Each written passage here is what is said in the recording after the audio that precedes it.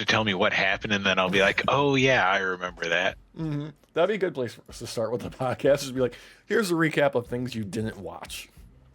Didn't have time. Mm-hmm. This shit's been crazy. Yeah. Well, yeah, Fuck you've yeah. been moving. And I was honestly waiting for the "we found another hidden dresser. I need help moving." Oh God. Oh God. No, the big one now is replacing light bulbs inside things that I can't open. Oh, it opened somehow. Mm-hmm. You need a special Yeah, tool I just for can't, I haven't figured it out how to Well, I think- open up the Sometimes overhead light. Sometimes the bottom unscrews. Mm-hmm. Yeah, I tried that, and then I tried doing the base itself too, and that's like painted on.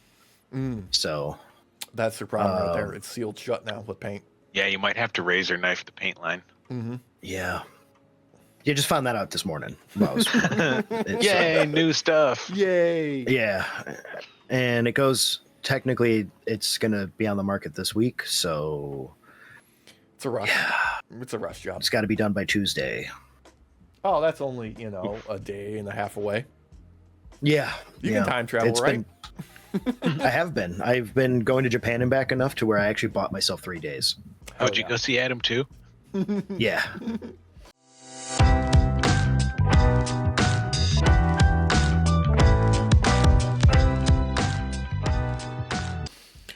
Yeah, I had a lot of wrestling to do. Did you go to, what's that steakhouse? Riviera's? Get that special jacket? I did. I don't know. I did. Apparently, Heather and some of the family went out there to see Adam, and at the airport, she ran into like Michael Rooker. Really? Oh, Took a picture with him, got to meet him. Like Portrait of a serial bitch. killer? Michael Rooker? James Gunn's Michael Rooker? The Walking Dead's Michael Rooker. Yeah. Yeah, I mean, you can go on. That guy's been in so much. He's Yeah. fantastic. Mallrats? Michael Rooker? Mm-hmm. Did she? Would would you you like a chocolate covered pretzel? She did say she had chocolate covered pretzels in her bag. What? No. That's Uh-huh. perfect. Oh, At least that's what she You put have on to. like Facebook or whatever she posted it on. But yeah, had a little video. Very nice guy. I would imagine so. That's awesome. Dude's been riding the wave of I am a character actor that gets, 2 to 3 roles a year for the past decade pretty solidly and been in bits and pieces for like 20 years before that. You feel like once a week he's like, thank God Cliffhanger didn't end my career. That was a catapult. Yeah, it was a launch pad, right? Yeah, because he was able to jump from one side to the other. The best part of that movie was the Ace Ventura 2 parody of it. Yes. Yes. Yeah, you're With the not lying. raccoon? Yeah. Yeah. I get emotional with that scene, man. Right? Feel worse Like- about the raccoon. Yeah. It's almost a 1-for-1 too, which is the funny part, because I think it was Red Letter Media did a comparison, like a side by side. And it's nearly a 1-for-1. Nice. Yeah. Also, I mean, let's face it, Ace Ventura 2 is Maybe the that was perfect us. movie. It is. It Yeah. is. Like a glove. Yeah. Less perfect, however, was Raw this week. Hey, see, tying it All in right. to talking about wrestling. Opened up, quick recap of what happened at Crown Jewel, and then Seth Rollins comes out with the rest of the division, Bronson, and Paul Heyman, and just like I know writers who use subtext, and none of them work for WWE. My God, No. the promo he cut where he is both putting over himself to like the nth degree, but also just kind of burying everybody else in the vision by saying that he doesn't need any of them to do the things that he does, just really laid it on thick. Just thick as hell, setting up the story for the rest of the show. Best part, though, of course, is the carryover of the Australians calling Seth a wanker. Absolutely. Yes. Yeah, that was beautiful. I did watch Raw. Most of it. I don't know if I caught the end. I might have. Like I said, this week's been a blur. But I did see this, and the glazing that he was doing, well, I say glazing, where he was glazing everyone in the vision. I think the only reason why it would go over a lot of their heads is that it really wasn't a glaze fest. He was really putting them down, is because they were too busy being shocked by him kissing Paul Heyman on the head. Oh, I thought that was cute. I thought that was cute. adorable. That was a nice moment. Less cute was... I was waiting for him and Braun to kiss. Yeah. Less cute was That's that next week. Next week. He's going to join the Vince McMahon Kiss My Ass Club. Oh my God. But when he was like taunting Breaker to do like his little Twitch thing, it was kind of uncomfortable. But It was.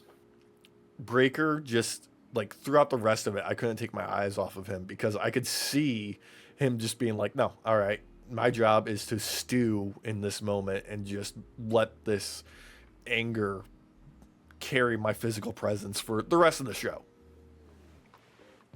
I took it initially as him wanting to kiss Seth too, and feeling a little awkward and not being able to do it. Oh, being left out. Yeah. I thought they were going to go the route of he really thought he was being a good guy and putting him up and like the context right over his head. But then he realizes, and then he's like, fuck this guy. No, then you got Bronson Reed and Paul being like, no, you idiot. I don't know. How did you feel about this? I was kind of... yes, they were hitting you over the head with the idea of what's about to happen throughout the show, but it was still boring. Yes, I was excessively bored. I have been bored with the Vision for quite some time. Yeah. It was drawn out too. Could have been like 20 seconds. That's every Seth promo, especially anyone that opens up a show. He always drags it out for, I don't know, 1,000% longer than it needs to be. Like, usually most of Seth's promos could have been an email. Yeah. Yeah, the only good ones he really had was during the lead up to 40. The ones in recent memory for me, when he was gearing up to take on Roman and everything with Cody. Like, those were some fun promos. I enjoyed the lead up to WrestleMania 41, like that last week beforehand when he was just being kind of a little prick to everybody and not like drawing focus on himself. He was just kind of like needling Roman and Punk and not actually like trying to make himself like the most important person in the room. He was just being a dick about it and having fun. Yeah, it was fun. Like it seemed like he was having a good time with it. I don't feel like he's having a good time with this. Well, if the reports are to be believed, although nobody's going to believe him anymore, in that he's injured because they did the injury angle with his fucking Money in the Bank contract. And now we're just like, no, I don't believe that he's fucking injured. Even if it's legit, nobody cares because they're like, okay, what are you going to do? You going to try and surprise us? I'm not buying Right. it. It's too late. Right. You already pulled that trick once. It ain't going to work again, man. Fool me once, shame on you. Fool me twice, can't fool me again. Thank you, Can't get fooled again. Yeah. But there was Little George W. some other like entertaining stuff on Raw itself. Like we had, I think it was immediately after this, Rusev was facing off with Penta backstage, getting pissed off that Penta's got an IC title shot. And just as they break apart, we see Dom enter frame, spot Rusev, and just back away immediately and retreat. The way Dom plays this is so fun. Yeah. The only way it would have been better was if he backed into AJ Styles. Like, what's going on, buddy? Oh God, if he was like mopping or something. He had like glasses and like coveralls on and had like a fake mustache on top of his real mustache. Dude, I would love that. God. But this did lead into the IC title match, Penta taking on Dom. And well, it was a fine match, but I honestly was a huge fan of just like the actual finish. Because you got Rusev coming out to interrupt because reasons. He's pissed off that he didn't get a shot, so he's going to make a disqualification happens. Dom uses the distraction, goes to the outside, grabs both his belts, thinks better of it, puts the AAA Mega Championship down, grabs the hammer from the Timekeeper's area, goes into the ring, throws the IC belt in the middle of it to cause a distraction for the ref so he can stuff the hammer into his boot and hit Penta with it in both a 619 and then like kind of hit him with the frog splash with the hammer in the boot still. And kind of Fun. a fantastic bit of cheating, honestly. I was actually a big fan of that moment. It really absolutely worked. It was a little creative. Mm-hmm. Well, this is that thing we were talking about either a week or 2 weeks ago where it's always great to do homages to Eddie, but never do it 100%. And Dom's one of those that doesn't do a 1-for-1, but like this type of stuff is inspired by Eddie Guerrero's kind of style of cheating. I mean, but it's his. How many times that like Dom is the only one in WWE who should be doing like the Eddie spots, you know? The real ones, yeah. I'd be fine with him doing full blown Eddie spots, but the fact that he still makes it his own though makes me really happy because like you could see Eddie doing something like that, but Dom did it, so it's nice. Like there was that moment where which I found kind of crazy was Penta went for the Three Amigos and the crowd did not like that, but they were super happy when Dom reversed it though. It's because Dom's fucking over, dude. Like that's just what it is. Like they're doing it correctly with Dom where he is still being a sniveling little bitch, but he's getting reactions from the crowd where they want to cheer for him, you know? Derek, of course they cheered for him. Australia is entirely peopled with criminals. He's one of them. I knew he was gonna. I knew it. I knew he was gonna go that route. I was waiting. I knew at some point or another in the Dom conversation, Australia being completely inhabited and colonized by criminals would pop up. It is one giant penal colony. He is correct. Yeah. The only thing that was missing from their Australia shows was the appearance of a drop bearer too. Oh, well, that's they legally are not allowed to do that anymore since Sting retired. That makes sense. Drop bears have had to stop dropping worldwide. They're on a downturn. They've all already fallen. They've already fallen.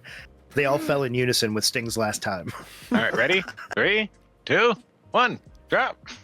No more drop bears. They're all down. Now They're just bears.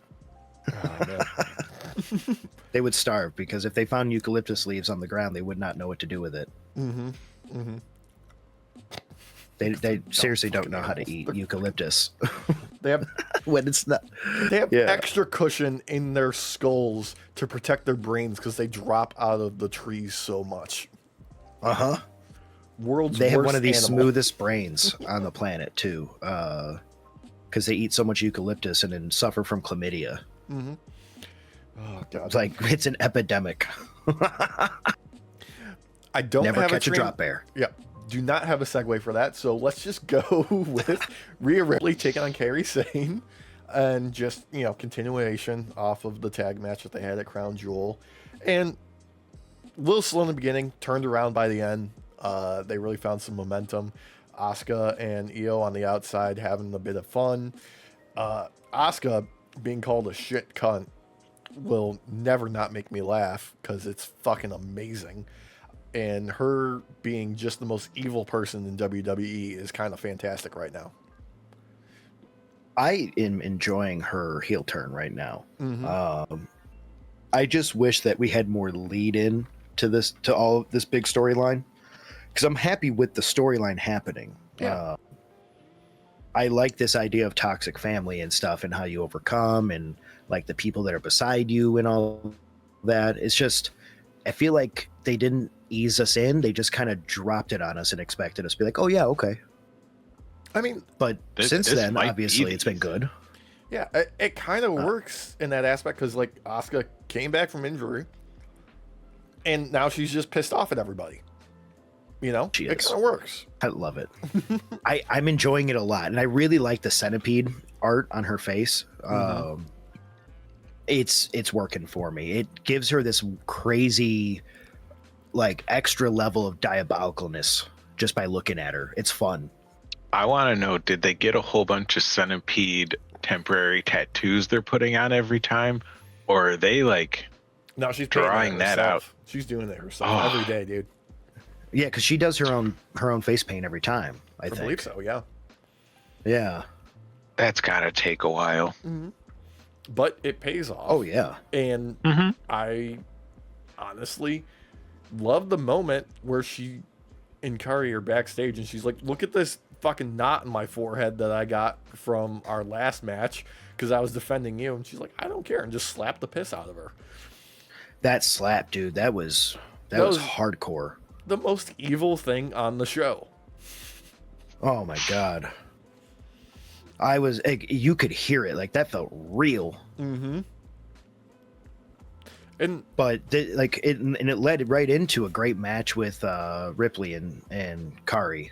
Yeah, Kyrie. Yeah, it was a little rough in the beginning, but they found their place, and honestly, right result. You know, we're getting Rhea defeating Kairi Sane, keeping the kind of heat going with her and Io and Asuka and all of them mixed together. And I don't know, I'm assuming we're gonna get like some sort of stepped up rematch or something like that in the next PLE that will eventually lead to Carrie, turning on Asuka, and then we get the breakaway like, oh hey, and then they have their little feud and stuff like that. And then there's probably a mix between her and Rhea and Io, and they do some shenanigans with all three of them. Yeah, I'm expecting like some sort of new team to form inadvertently. Where controlled damage. Yes. I love it. It's perfect. But yeah, I feel like you're gonna get something like that out of this, because I feel like one of the things that WWE is kind of light on is other kind of teams or groups. There's a lot of singles wrestlers right now, not a lot of teams being showcased. So, well, there's teams as long as you're a Samoan.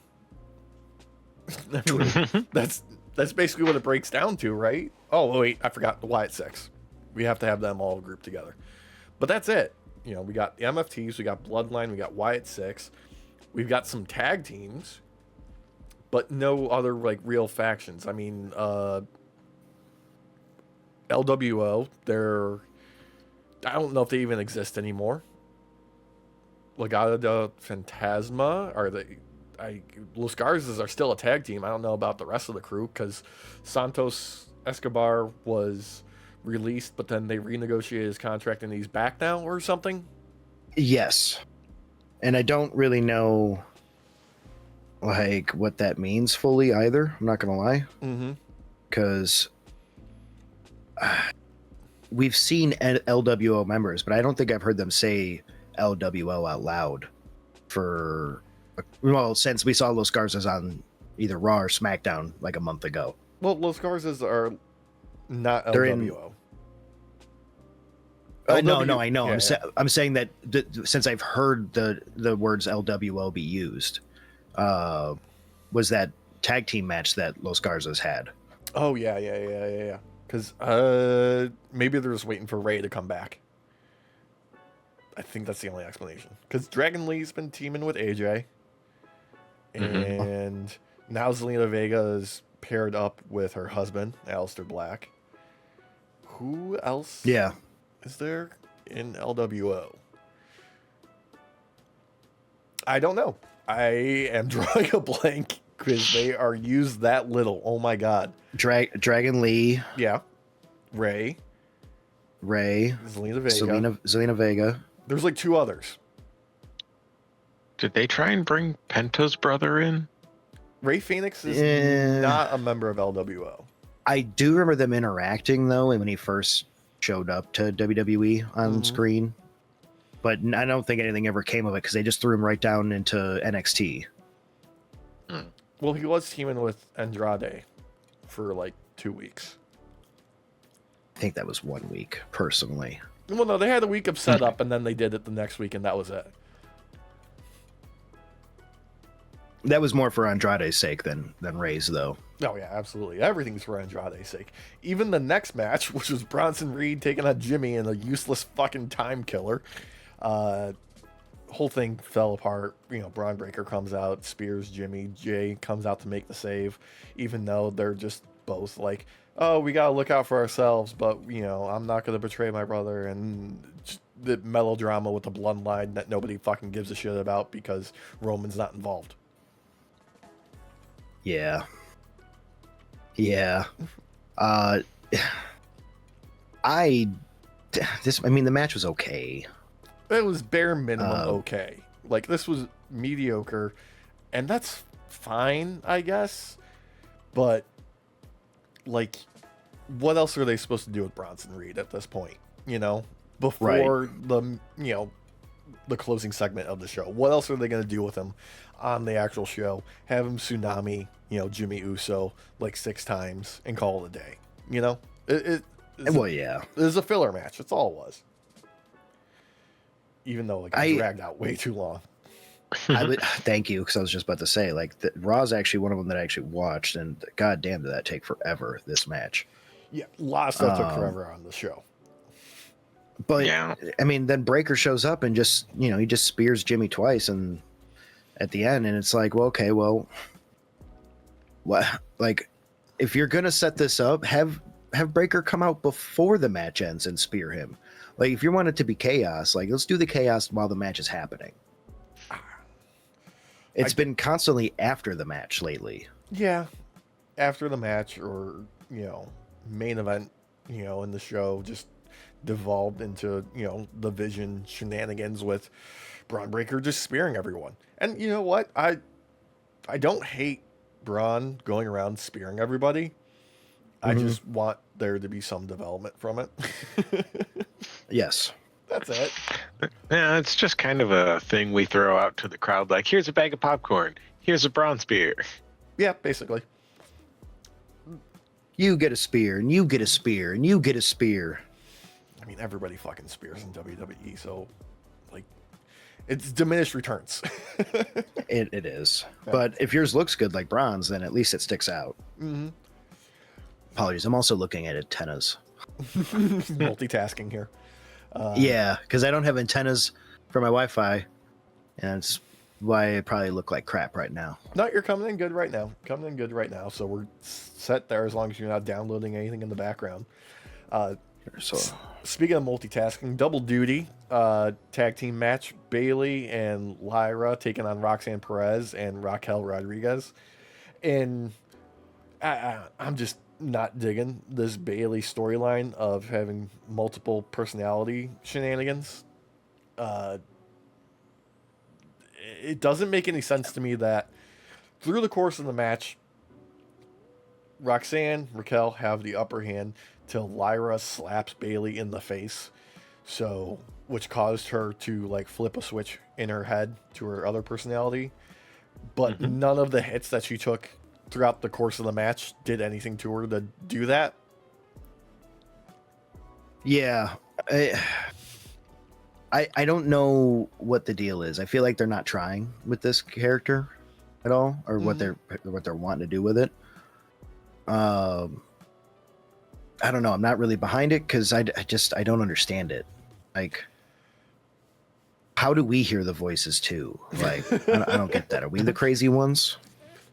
I don't know. We never heard yes. Randy's, so apparently we're crazy. That's what it is. We're crazy for continuing to put up with this. And look, there was a news article just a couple days ago now at this point where WWE has signed a contract with, I believe the company is called Writer AI, where they are going to be incorporating AI into their script writing, and they've fed it a bunch of stories about WWE and the history and stuff like that. I think one of the first ones that came up with was some sort of shenanigans with Bobby Lashley becoming infatuated with the culture of Japan. Yes, so I did read this article too. Yes, they fed it a bunch of WWE storylines and stuff from over the years, and the first one it came up with was a storyline where Bobby Lashley goes on this run where he is addicted to anime and infatuated with the culture of Japan, and he loves reading manga. As much as I think that would be hilarious for a run for Bobby Lashley. What I don't understand is how does it not know that Bobby Lashley is no longer with WWE? Like, how dumb is this AI? It's AI dumb. Yeah. I mean, we're literally about to watch the AI bubble burst. So It's already happened. Like I can see the tension on the bubble already because what was it? OpenAI launched Sora, right? Their video platform, social media setup, where the whole point is to create a platform where people can share the videos that they made in this own isolated little section of the internet, because it's become clear as day there is no profitability in doing AI. So what is the fallback when tech doesn't work and is not profitable? You make the clients the resource that you are trying to make money off of. They're going to collect people's data and sell them advertisements as they do on every other social media platform, because it's the only way you can make fucking money with it. So it's they've already determined they can't make money any other way with AI. They have to rely on people and taking their data in order to make money. Bubble's already here. It's ready to burst at any second now. Well, I think that's why China released their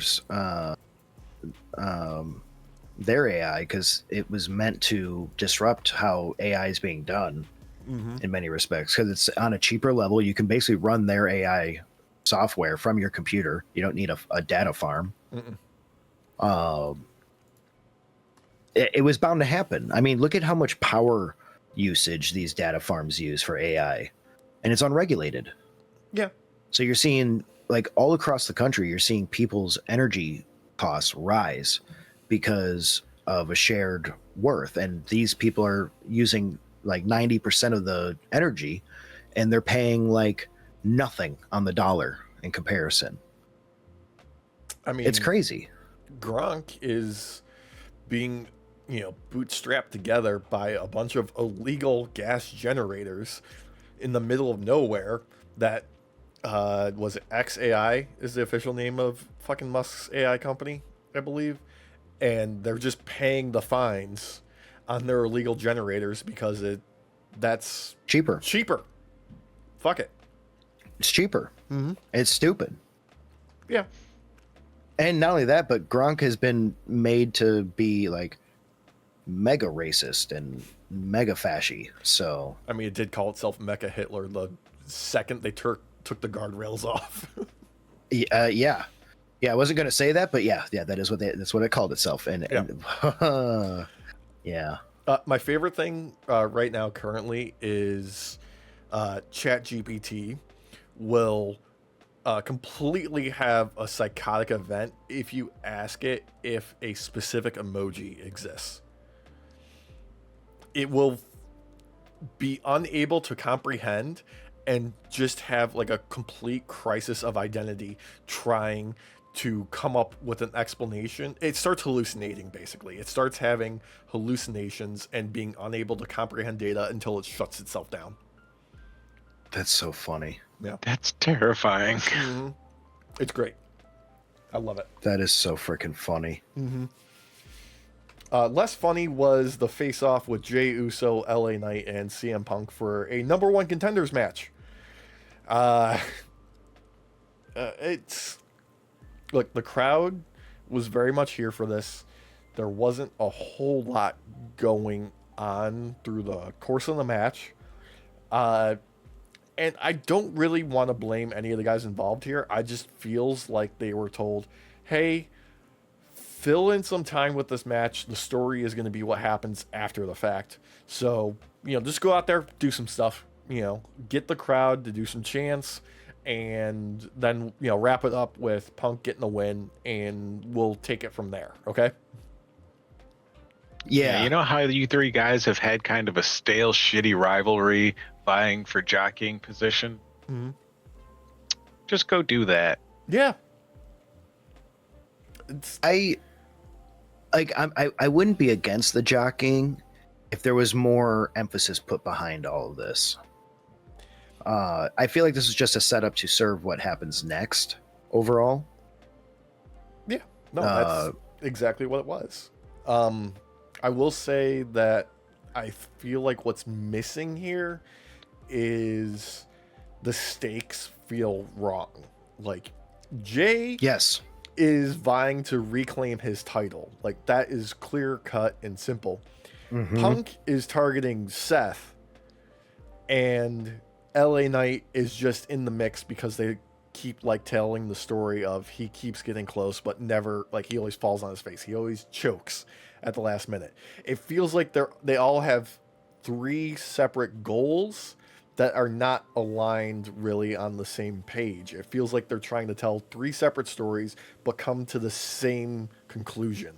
And something's not really driving. It feels like it's not personal for anybody involved, which is okay, but it doesn't feel like they're all going for the actual heavyweight title at the same time then.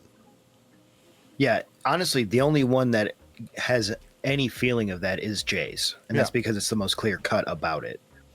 It's just simple, cut, dry, like, I want my title back. That's it. I'm willing to do anything it takes to get there. Even be a mini Roman. I'd like to see Punk go the, you know what? Fuck it route. I was cheated out of my title. Mm-hmm. I'm going to cheat to get it back. If we're going to do this three-way again with LA Knight and Jay, maybe both of them get hit in the knees with chairs before the match. Yeah. I'd be all for that, because the main thing that really is pulling me out of this is the inclusion of LA Knight, because I don't believe he's gonna get it. He's not gonna get it done. Like, it's not in the cards for him ever. He's the fall guy. Yeah. So that he constantly has work and gets paid.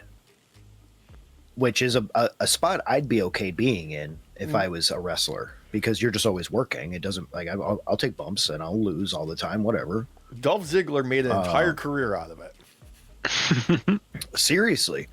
Like, you can keep getting work as long as you're good at taking bumps and taking the fall. Mm-hmm. Unfortunately for LA Knight, they don't see him as anything other than basically that. Mm-hmm.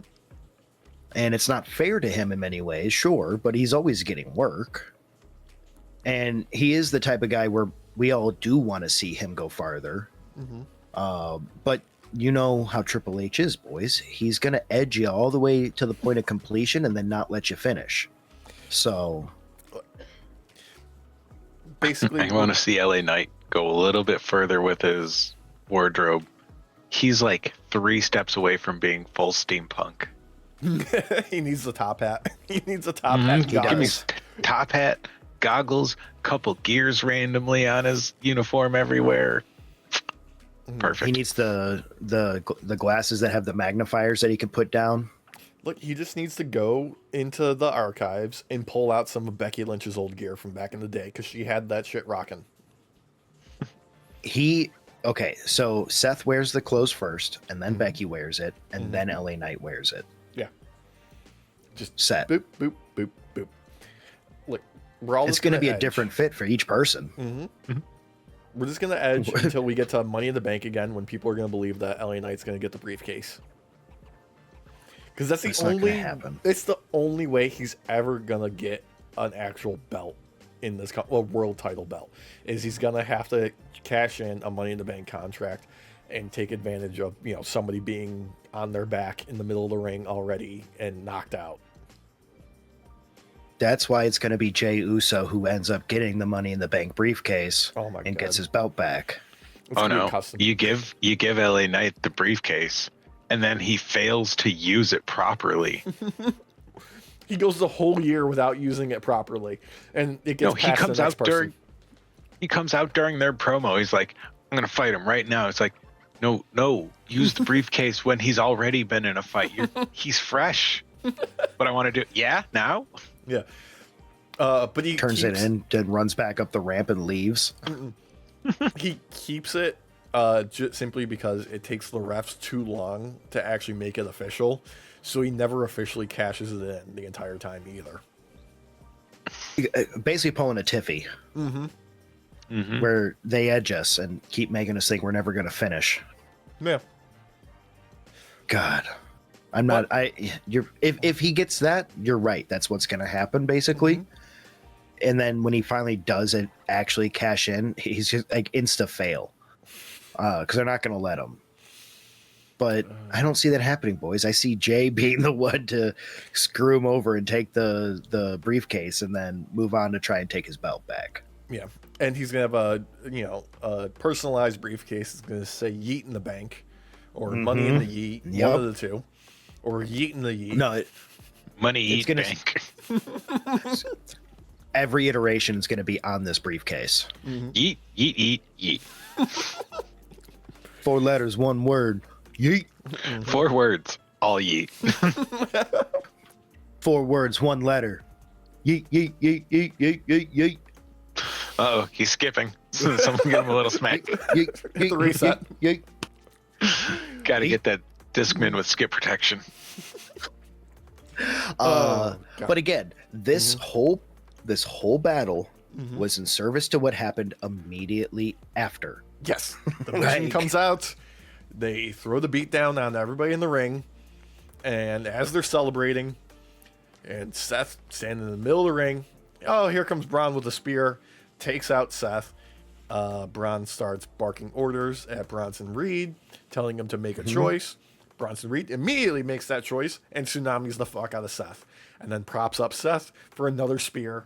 And then Paul Heyman being like, oh no, what are you doing? What are you doing? All right, I guess I'm going with you guys now. And the Vision. This wasn't my idea all along. Thank you. I was just about to say, he came up with this idea. Well, yeah. And put it into Breaker's head. Braun Breaker came up with it all on his own. You know what? He's at least willing to admit he didn't come up with it.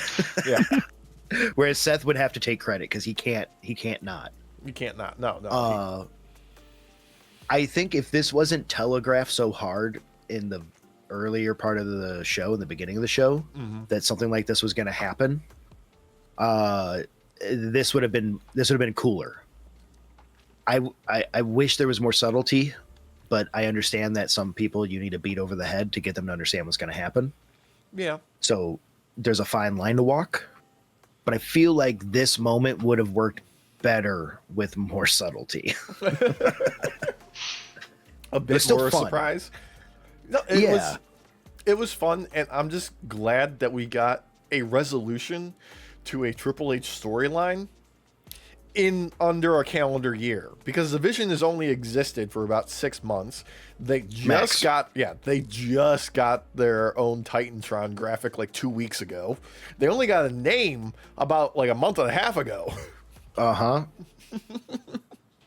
What I like though the most about this is Braun clearly was in the know, and you have to believe that Heyman was in the know, and he's just acting out the part. Yeah. But that Bronson wasn't in the know initially.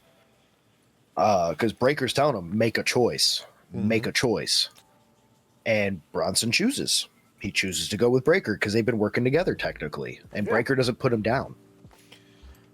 And it's the smart move for him because, what got Bronson Reed over, got over a year ago now, tsunamiing the fuck out of Seth Rollins in the middle of the ring and people chanting for more.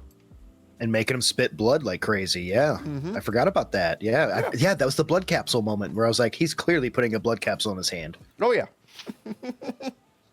You're ruining the magic. Well, that was bad camera angles. That was the camera's fault. Yeah. Or the camera they chose to use at that moment. But it was a great time when he was tsunamiing, because I forgot about that. But yeah, when he first joined the Vision with him, I remember us being like, wait, I thought they hated each other. He put him on the shelf. Like, yeah, Bronson tried to murder that man. Yeah. In the best way possible. I think this needed to happen. I wonder if this is like them listening to the fans at all who are bored by this storyline. Look, take it with a grain of salt.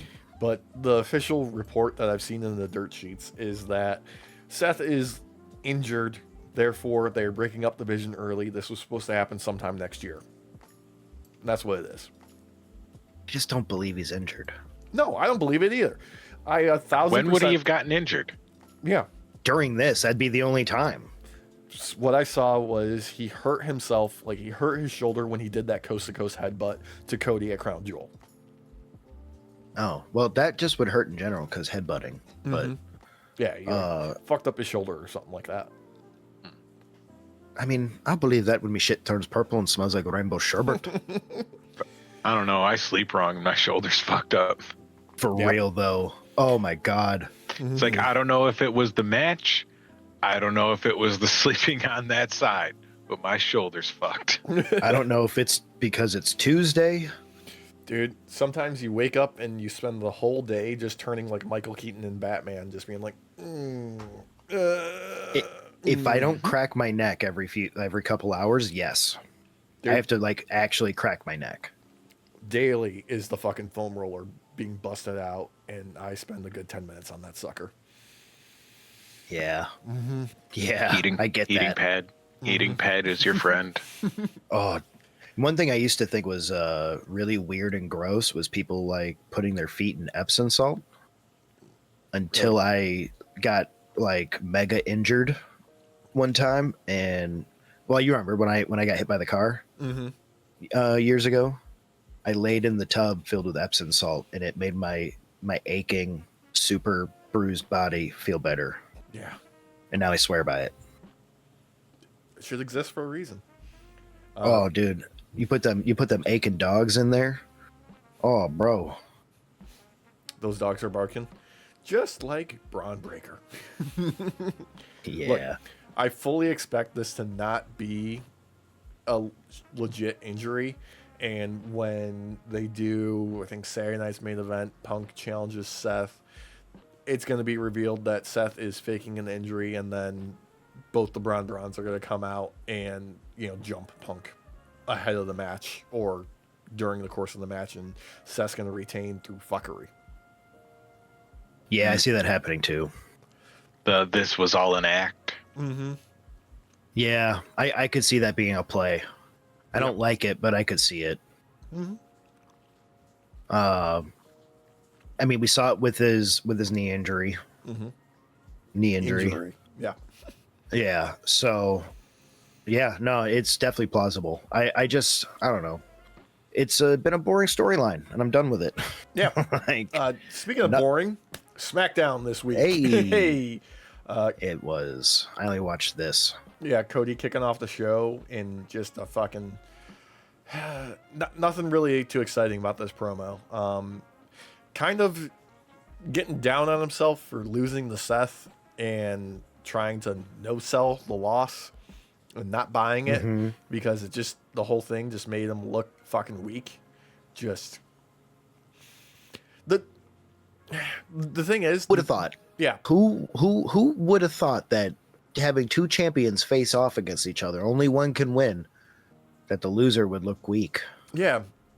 And it being Cody, of all people, who, he's one of the best promos that they've got. Like, even when he comes out and says nothing, it's usually pretty great, but this didn't even have nothing. It had less than nothing. Yeah, it's kind of weird too, coming from him, because he's like a Riz doctor. Like, you don't have to give him anything, and he'll chew meat off that bone still. But there was no bone. Nothing here. This was the only thing I watched of SmackDown, and then I was done. Okay. So Well, I you saw probably nothing saved past this. Yeah. The only reason I can see to make Cody the one to lose is that we do like him as the underdog. Yeah. And this can make him feel like an underdog champion, maybe. I just don't think this promo did anything to serve that. It didn't serve anything, really. No. It I didn't think even... I figured out why Cody lost. Why is that? Who's going to go into the writer's room and bitch about losing that match? Not Cody. It's true. That's fair, actually. We don't want to deal with it. Just write it. Yeah, Cody's going to put up with a lot of shit. Yep. He will eat shit and do it with a smile on his face. and looked great doing it too. Because my God, the suit he was wearing on SmackDown, Yeah. that was a fucking choice. That was a good look for him. He tends to always have a good suit, but this like black and gray with the black overcoat, like fucking money. Oh yeah. The reddish brown fucking shoes, dude. Hell yeah. Anyway, rest of the show happens. There's women's tag, Charlotte and Alexa taking on NXT Sol Ruca and Zarya. I know it's supposed to be like, a championship tag match, but this is really just an exhibition for the NXTers to, get some showtime on, the main roster, get the crowd familiar with them. And it did its job. It did its job. Blake Monroe, formerly known as Mariah May, being out there for some reason. I'm assuming this is to set up a match where she takes the belt off of Sol Ruca before Sol Ruca moves up to the main roster, because that feels like the direction we're going here. Yeah, I was gonna say, I know her and Zara had a rivalry as well, so it's only natural that she would also have a rivalry with Sol. And I think you're right. I don't know if she's gonna take the speed belt off of her. I think that's gonna be someone else. No, I feel like it's gonna be the NXT North American Championship? That's what she's got. That's the other one she has. Yeah. It'll be that one, and I think Jada Parker is gonna be the one to take the speed belt off of her. Yeah, why not? It's time to move some of these people up to the main roster. Sol Ruca already made a great impact on the show. He's got a following already. Has got a moveset that people can recognize and get excited for, which is what they really just kind of look for someone to do stuff in ring. Me personally, that flip is really cool looking, but the setup snatcher is hard to it's hard to land if the person's not in the right area. Yeah, I mean, she came down on somebody's head fucking hard last week. I can't remember who it was. Jesus, it looked bad. Like, not... Yes, it was poorly executed, but it looked like a rough fucking landing. Yeah, that one looks like it could be dangerous. But personally, I would have liked to see probably more indication that Blake Monroe is moving up to the main roster, because I need her to have a different identity that is not just a repeat of what they did with Tiffany Stratton. Well, you're in luck, Alex, because what they're doing is a mixture of Tiffany Stratton and Timeless Tony Storm right now. Yep. Almost exactly. Well, we're going to lean more into the Tiffany Stratton by about 90%. It's like if Tiffany Stratton was allowed to have creative control over her promos and asked for everything to be in gray tone except for the color red. Yeah. Turner Classic Movies. But no. Yeah. Obviously, Charlotte Flair and Alexa Bliss retain the titles. Moving on. Rest of the shit's going to happen at NXT, so we're just going to pretend that this doesn't affect, our women over there until they move up to the main roster, and we'll promptly forget that this interaction ever happened.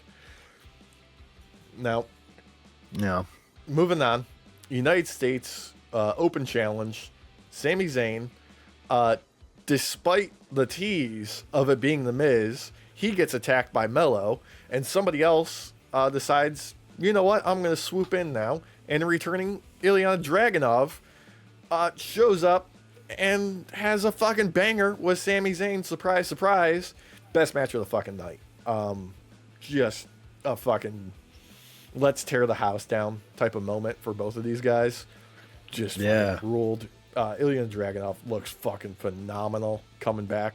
He's got that new neck/chest tattoo. Strong choice for your first visible tattoo to be something like that, but it goes fucking hard.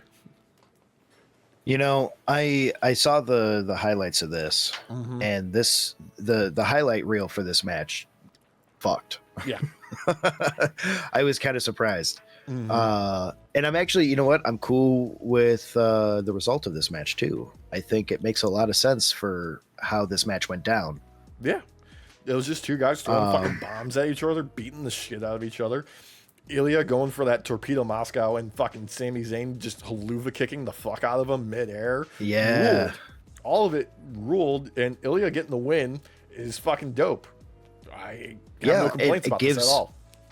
Honestly, I think it sets up for Sammy to go for a main title win, or main title chance, rather. Oh, yeah. The other part that I saw about this, though, was that there was some MFTs that may or may not have done some shit. Yeah. There was something earlier backstage with Ray Phoenix where they were, causing some shenanigans and kind of taunting them a little bit. And then they come out at the end of this match where they just attack everybody. And Ray Phoenix comes out to make the save. But that doesn't work because he's still outnumbered. And then who should appear but the Wyatt fucking Six? And then we get a repeat of what we had last week with the MFTs and the Wyatt Six where they just kind of stare each other down awkwardly. I think it was because they were trying to figure out who should kiss who first. All of them at once. That's the correct answer, yeah. That's always the correct answer. Mm-hmm.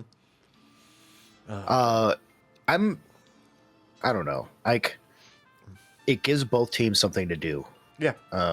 They're gonna have to interact at some point because they're bigger teams. It's Survivor Series. It's yeah. It's whatever. They're just putting this in place because it's obligatory at this point. Like, this is what we have to do. We have to fill this slot on the calendar. Who do we have that can fit it? These two teams. Okay. Put them next to each other on TV. I'm okay with that if they really lean into it. Like, imagine if they leaned really hard into the spooky aspect of the Wyatt Six, where mid-match the lights go out and then the lights go back on, and every single Wyatt Six member is on the very top of the fence at Survivor Series, or of the cage, and then jumps off all to do frog splashes at the same time or something. Yeah, it'd be nice. Won't happen. You'd have to lean hard into that shit though, and they're not gonna do it. Like, that's why I'm like, there's no way you're getting that timing right either. Yeah. Everybody just hold on. We're going to turn the lights off for like a minute. All right? Be quiet. Shut up. Quit making noise. You hear the chains rattling. Dude, I want some old school supernatural shit from like the late 80s, early 90s that they would do with The Undertaker and have like some lightning up here or some shit. Like, somebody gets hit by lightning. Do it. Go whole hand. I mean, you don't even have to spend much money. Just get like a fog machine that kind of fogs up the area for a moment and have someone kind of crawl through it real fast and then stand up. Yeah. Like, there's options available to you that are cheap and effective that movie makers have been doing for decades to save money. God, you got a billion times the budget they do. God, imagine giving you're paying someone $100,000 a year for special effects, like old school special effects. The things you could do with this team. Fuck. The money you saved from cutting Ridge Holland's contract $200,000 and then releasing him mid-injury, you could put into this, but they won't. They won't because it doesn't serve Triple H's greater need of edging everyone near completion and not allowing it. God. Speaking of things not allowed, Motor City Machine Guns taking on Los Garza in a nothing tag match. Just nothing. This was just wrestling happening in front of us for no development for either team. Legitimately. Sounds about right. Los Garza, they're not the AAA tag team champions anymore. Nope. Motor City Machine Guns are just floundering in WWE's main roster. They've just been other guys so hard ever since they came up, won the titles, and dropped them immediately. Now they just exist. They're just there. Yep. I swear to God, WWE brings talent on to purposely kill their careers sometimes. Sometimes, yeah. Like, we're going to take you so nobody else can have you, and we're going to stagnate your career so nobody else will want you when we're done with you. Yeah. And I feel like this is the case here because these guys, underground-wise, like, indie levels and everything, like, TNA, these guys... all of TNA. Yeah. They were the tag division. I mean, like, over the years, like, every spot they've kind of filled, like, they've made a name for themselves. And, like, with WWE, they're like, yeah, we'll give you that moment. Dude, but then after that, it's giving Shinsuke retirement. I'm gonna make my money contract. You know, it's like, yes, I'm gonna get paid as much as possible while doing as little as possible and just ride this sucker out. And what sucks the most about it is these guys basically wrote the book for the modern day like tag team style of wrestling. Mm-hmm. Lean into that. Like My mind just went to, the modern day of tag team wrestling. You don't do it for the men. No. yeah, true. Neither does Derek because he keeps forgetting to do that in GM mode. We'll see if he remembers that now that he brought it up for the week. Mm-hmm. He won't. Oh God.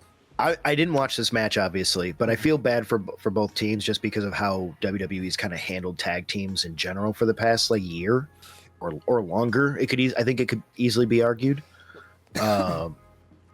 It's Here's my exact criticism of it. It was fine, actual in between the ropes action, but I feel like most of the exciting shit probably happened during the commercial break. yeah, that's been happening a lot too. Yeah. Brought to you by Slim Jim. Mm-hmm. I swear to God, sometimes you're supposed to get a picture-in-picture and you just end up getting normal commercials. Yeah. Like they have no control of how it works at all. Dude, there are so many times I'm watching Raw and I'm hearing Michael Cole talk, and then it seems like he just stops mid-sentence and there's silence for a good 15 to 30 seconds, and then they just move on to something else. Yeah. Cole also, we didn't bring this up with the Bailey match, but he was the one who was trying harder than Bailey to sell her like split personality or whatever the hell it is. But she keeps sending me text messages. And sometimes they're nice and sometimes they're really mean. And he just but he didn't care. Like he's the only one trying to sell this. He's not even trying. No. Oh, I feel like Michael Cole needs a vacation. He does. Just give him like a 6-month vacation. Yeah, let the dude rest. Like, because he's running on fumes. Oh, God. Anyway, Put him on the island of Malta. Mm-hmm. Take his phone Give him away. some sort of... Yeah, give him a cocktail. Yeah, give him and a drink and cigar. a pineapple. Do one of those. A drink, a pineapple, and apple pie. Mm-hmm. Oh, God. Only You know those who's who not have seen a certain movie will know what to do. Mm-hmm. You know who's not getting the apple pie? Jacob Fatu, because he was supposed to face Drew McIntyre in the number one contenders match in the main event of SmackDown. But as Jacob Fatu's music hits and he does not come out, we suddenly cut the cameras rushing backstage to find him buried under some shelves, under a pool of blood and some loose teeth. Okay. Who do you think it was that... Okay. They had to pay someone to drop the teeth to make it look like the teeth dropped in such a way that it's believable, right? How many tries do you think it took? They did one try. They do it like Clint Eastwood. They get one take and that's it. You think he did it like dice and went, huh? He's all gas, no brakes with it. Oh my God, that's hilarious. So he got sneak attacked then. Yeah, he got sneak attacked. That doesn't slow down Drew McIntyre at all, who makes his entrance, grabs a mic, and tells the referee to raise his hand because obviously this is no contest and he's the new number one contender, so he gets a shot at Cody. All of this is in service to Nick Aldis coming out to try and be, pointing fingers, and he's going to get to the bottom of this. Cody will have none of this. Cody comes stomping out, big dogs in the house, and tells Drew, you want your title match, you get your title match, and just rushes the ring and starts beating the piss out of Drew. The two of them start brawling around on the outside, and apparently we're having a match. I still don't know if this is technically going to count as his title opportunity or not, or if this is just a fucking brawl, because Cody's not even his ring gear. He's still rocking the suit for this whole thing, and the two of them are just making nonsense out there. Like, they're having fun, honestly, with it, but it ends really unceremoniously when Cody is on the outside, grabs his title, and just smashes Drew in the face with it, and they just ring the bell, and they're like, oh no, fuck it, it's all over, and there's a big schmoz at the end. Okay. Yeah. Look, not watching, but hearing that makes me believe that there is a storyline that could be had with Cody's crash out, because he wouldn't normally, as a babyface, grab that belt No. and do that. So I could see something coming from that personally, Yeah, where this Cody could be his heel turn. Yeah, Yeah, that's I interesting. think if they lean into it, of course. I don't know if they will, but that is a perfect moment to capitalize on. Mm-hmm. Like how James Gunn capitalized on from Peacemaker season 1 with the dimensional door, and now it's a whole plot device for season 2 without going any deeper. Like the way you can connect things. Like, come on, this is easy writing. It is, and it won't happen because it's easy, and it makes sense. And the one thing that's been true about Drew's entire character for the past 2 years plus now is that he's been wronged, and he's a little bit delusional about it, but he's never actually wrong about his position and his actual perspective on things. He's like, I've been fucked over countless times. What's wrong with that? He's basically LA Knight, but he verbalizes it. Like, that's the difference. That's true. It's very true. Oh, those two should be a tag team. They faced off a few times. I believe in the aftermath of him, Claymore and Cody through the desk, I think they faced off once or twice. There's a after little that. something there, yeah. Yeah, and I would love to see a rivalry between those two. Big question though, boys. Yeah. This is clearly just going to go to a rematch where he's going to say, Drew's going to be like, that was not my title shot. That was a brawl that you just turned into a match. Fuck you. Absolutely.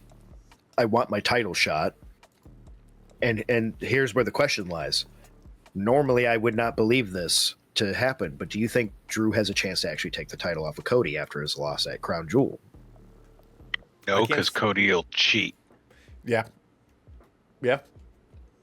I mean, he's right. It could be in service to more of a Cody heel turn again. Yeah, if they were to lean into that, I would enjoy it. But it makes you wonder, like, could they actually for once put some weight behind Drew again? The thing is, Drew deserves a title win in front of a crowd. He still hasn't gotten that, really. Like, he got it for like 5 minutes, and then it was stolen from him.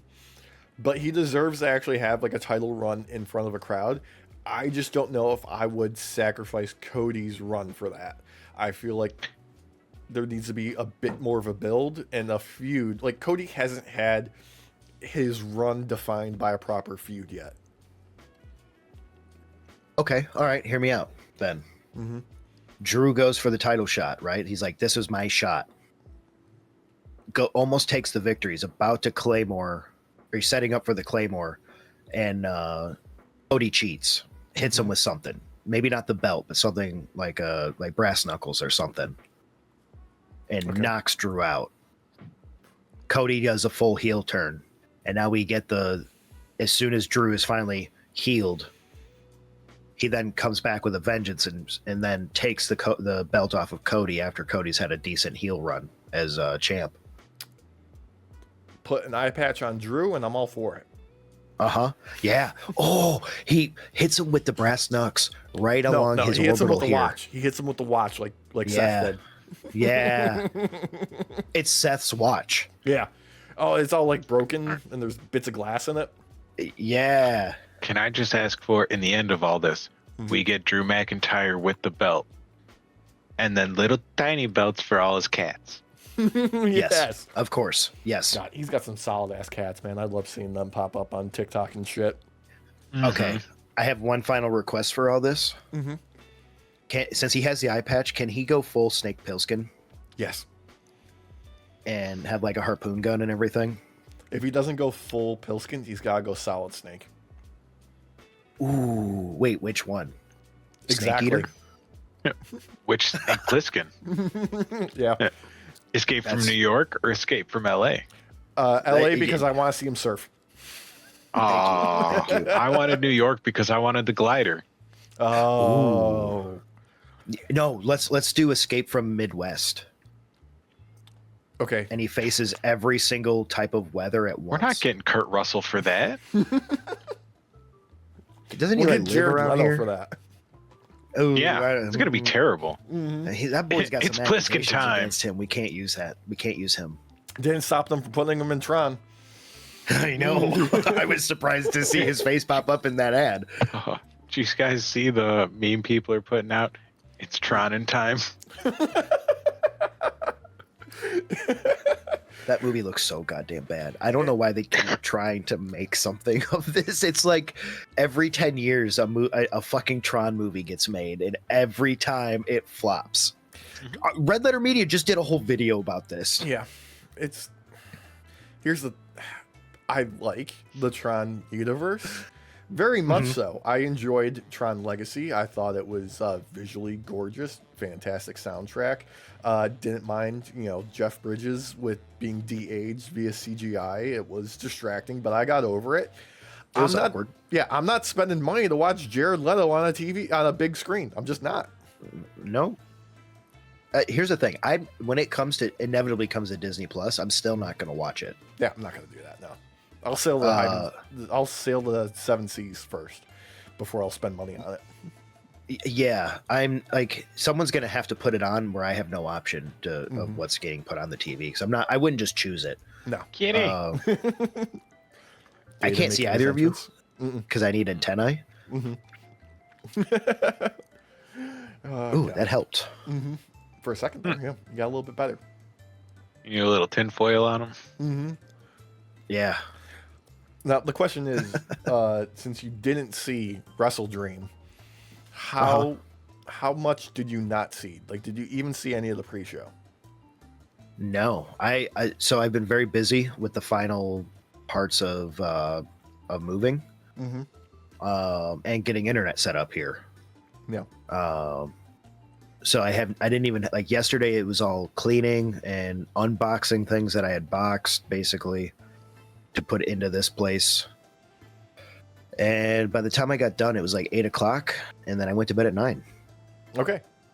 Yeah. That's fair. I did start to listen to some highlights, though, today. Yeah. Probably one of the more unique openings to a show, because the pre-show doesn't end in time for the proper show to begin. Show opens up with Kevin Knight and Mike Bailey taking on FTR in the midst of a match that just carried on from the pre-show. They just kept going because they started with only like 5 minutes left before the start of the show, and they were just like, okay, wrestling their fucking asses off, still not fast enough to put it away, and we're starting the show mid-match. I mean, that's kind of bad, but also kind of cool at the same time. I'm not going to lie. Like, they are doing the beginning of the show, introducing WrestleDream with the commentary team, and the pyro's going off, and you've got 4 guys in the middle of the ring still going at it. God, that's hilarious. Mm-hmm. Oh, God. I love it. Yeah. I love it. That's so crazy. Yeah. Right, before we go too much further into this, we take a 30-second pause. Okay, pause. Yeah. All right, I'll be right back. He's got to make bears. He already did. That's the thing. He's changing now. That's smart. That's why I only need 30 seconds to grab the power washer and just get clean, put in some new shorts. Yeah. Quick spray. Mm-hmm. That's why the entire house is coated in AstroTurf. It's easy to get it outside. Mm-hmm. It's smart. Here, I'm going to throw my gum too real quick. Okay. We're going to Walmart later, babe? Okay. Okay, that's better. I'm trying the nicotine gum. You're trying not to vape? Yeah. Oh, wow. I'm just trying to... I'm sorry for trying the gum. I fucking hate nicotine gum. Yeah. I haven't found anything else yet, though, so it's a start. And it's cheap. There's lozenges. I don't recommend those. They make my tongue numb. Oh, yeah. Aren't you supposed to, like, cheek those? Like, you're not supposed to, like, hold them in there. You're supposed to just, like, cheek them like a chip. You suck on them.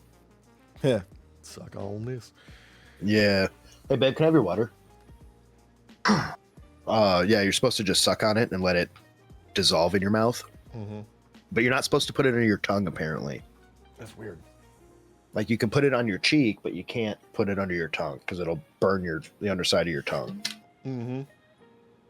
Oh my god, there's a straw? Yeah. Yeah. Did you just spill all over?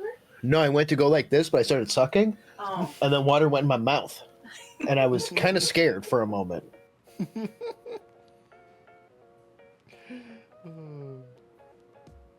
Huh. Who knew, pup? Oh. You want it? I was gonna say, is it okay if I keep Yeah. it? I'm gonna make the other one. Okay, thank you. Okay. Did you clean up the bears? No, those got cleaned up this morning. Well, we figured you made bears in your pants, and that's why you had to go. Nope, half a pot of coffee demanding exit. Yeah. Oh, yeah, that'll do it too. Mm-hmm. I've been there. I've been there 3 times this morning. All right. Anyway. I totally want more coffee too. Yeah. Show starts proper now. We get Jamie Hayter taking on Tekla in just a hard hitting, we're going to beat the shit out of each other type of match. Solid fucking start. Both of them looked fucking great. Just beating the piss out of each other, basically. Probably. I really like both of them a lot. Yeah. Probably could have benefited if they didn't have like the overrun from the pre-show and actually starting this proper with the beginning of it. I feel like they deserve that. It feels like it kind of undercut like them opening the show, but they still put on a great fucking match. Yeah, I can see that.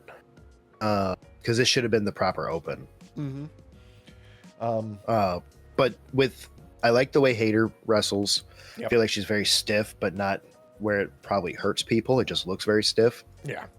And I've really enjoyed Thekla as she's gotten in her kind of like her feet settled in AEW. I think her team that she's a part of, it's really fun. Yeah, the Triangle of Madness is terrible fucking name, but everything else about it rules.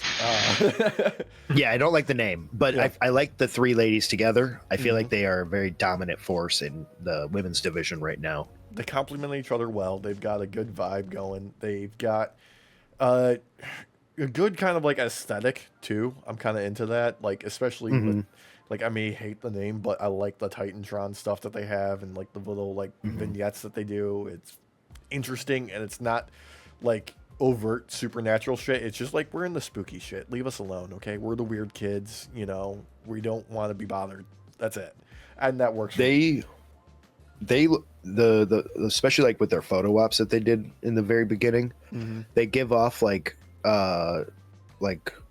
girl band that if they were emo, yeah, like if an emo girls band. Yeah, they're wearing the witchy vibes on their sleeves wholeheartedly, and I'm into that.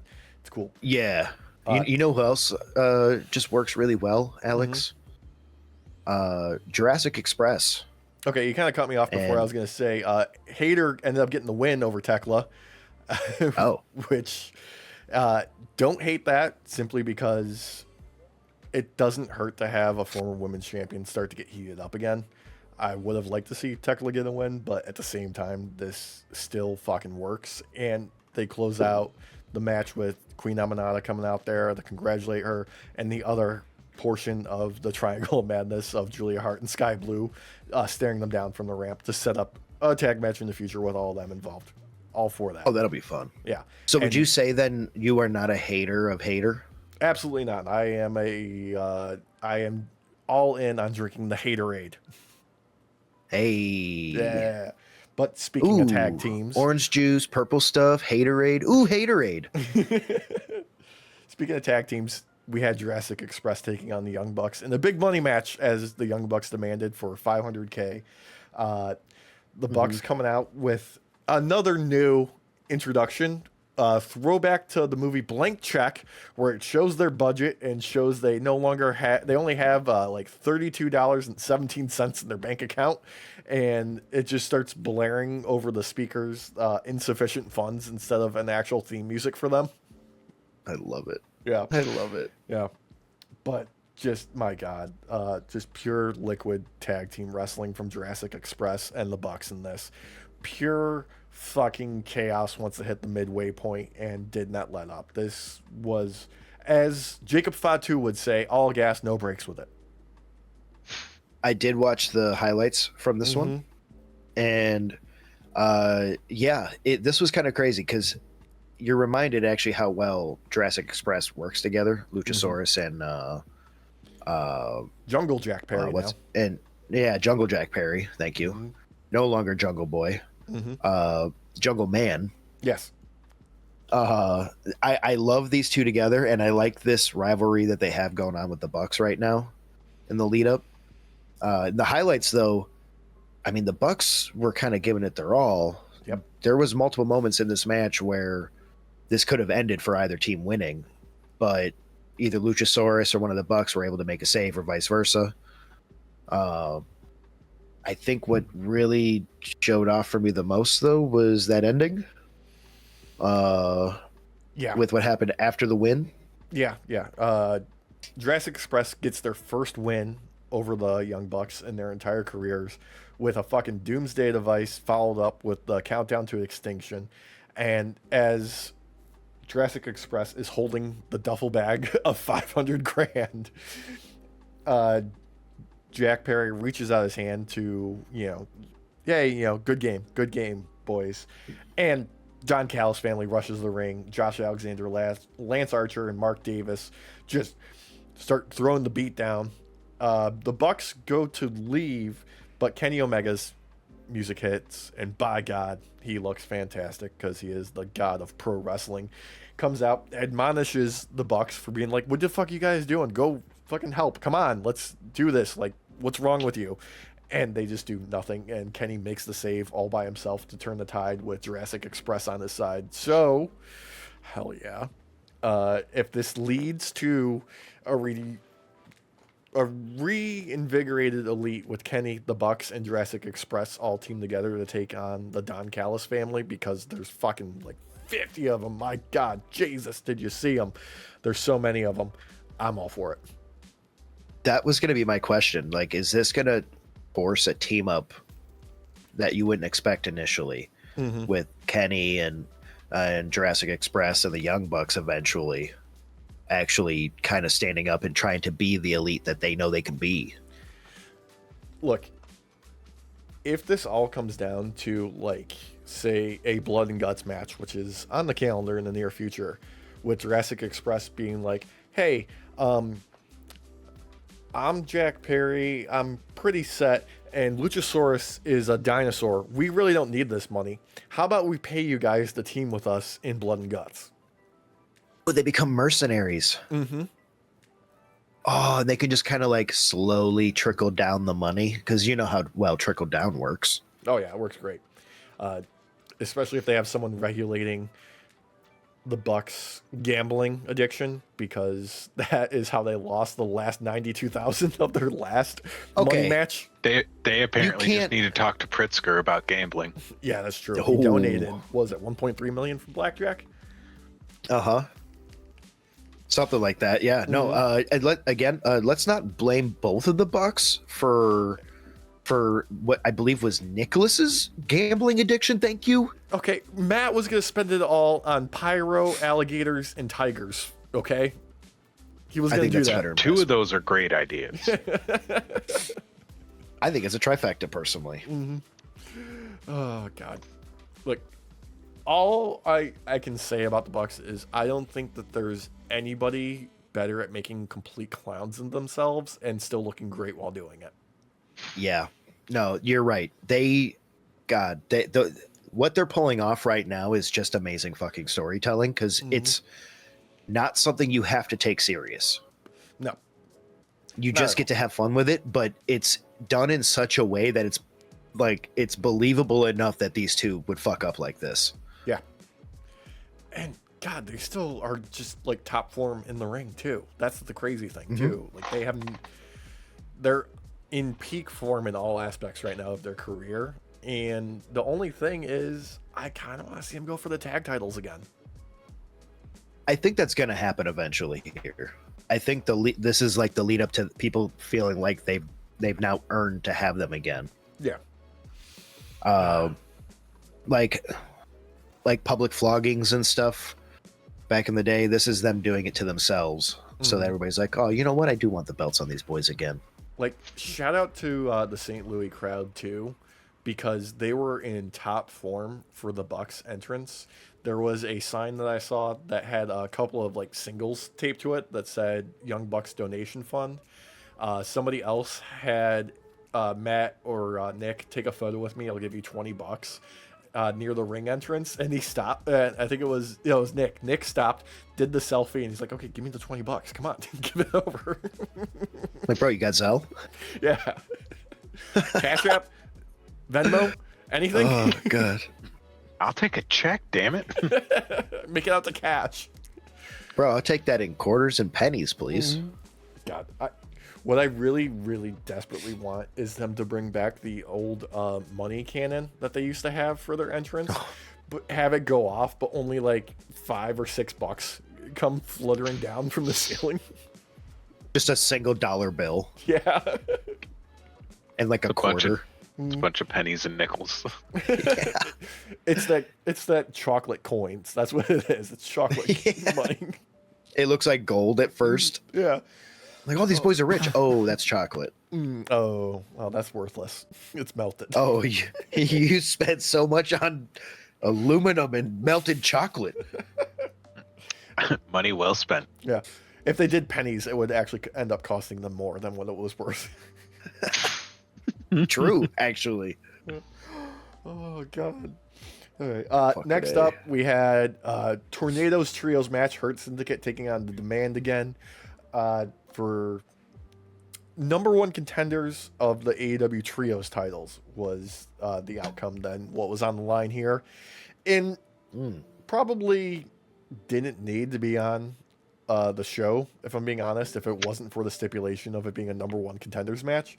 But at the end of the day, still perfectly fine wrestling match. My God, Shelton Benjamin really showed up on the night, and it was more or less just let's just have a match to show what we all can do and just put on a good fucking show. But Shelton grabbing Ricochet and launching him to the outside with a German suplex was absolutely fucking bananas, because then they immediately followed it up with a dive over the top ropes to the outside onto everybody. Oh my god. Yeah. Just, oh god. So much good shit in this. Rising knees, kicks, fucking crazy fucking throws, and just a madhouse. Even MVP got a ball in there, and you can't hate that. Oh, I do enjoy that. Mm-hmm. I saw that there was a crucifix suplex that was done to Shelton Benjamin. Yeah. Like off of the ramp. How the fuck is the Shelton highlights? Benjamin fucking 50 years old? I do not understand that. Bro, I look like I'm 20 years older than Shelton Benjamin. And I'm like 20 years younger than that. Or no, like 15 years younger than that man.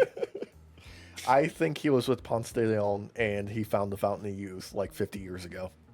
It's the only explanation. We're going to find out he's like best friends with Keanu Reeves. And then we're going to find out they're both vampires. Yeah.